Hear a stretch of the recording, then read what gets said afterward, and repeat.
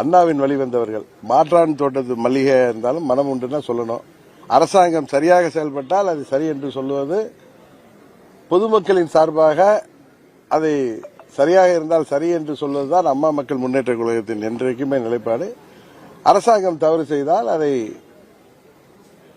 எதிர்த்து குரல் கொடுப்பது மக்கள் சார்பாக எங்களுடைய நிலைப்பாடு. இன்னொன்று இவர் சொன்னாரு, பழனிசாமி தான் நான் அன்றைக்கே சொன்னேன், அவரும் அவரை சேர்ந்தவர்களும் இன்றைக்கு ஊடகத்தில் பார்த்தா ரொம்ப பரிதாபமாக இருக்கிறது.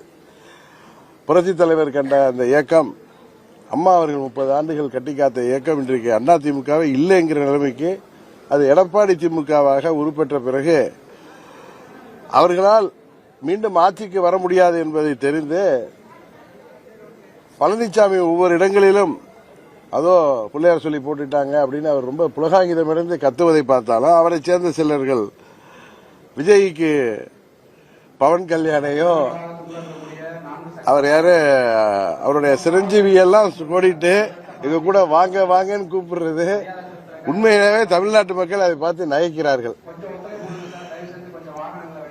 இவர்கள் பழனிசாமி என்ன ஒன்றை உணர்ந்திருக்கிறார் என்று தெரிகிறது.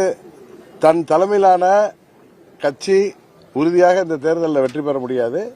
அதனால் விஜய் தலைமையை ஏற்று அவரிடம் கூட்டணி செல்வதற்கான ஒரு அழைப்பாகத்தான் விஜய் எங்களை ஏற்றுக்கொள்ள வேண்டும் என்று அவர் சொல்வதாகத்தான் அதை எல்லோருமே பேசிக் கொள்கிறார்கள்.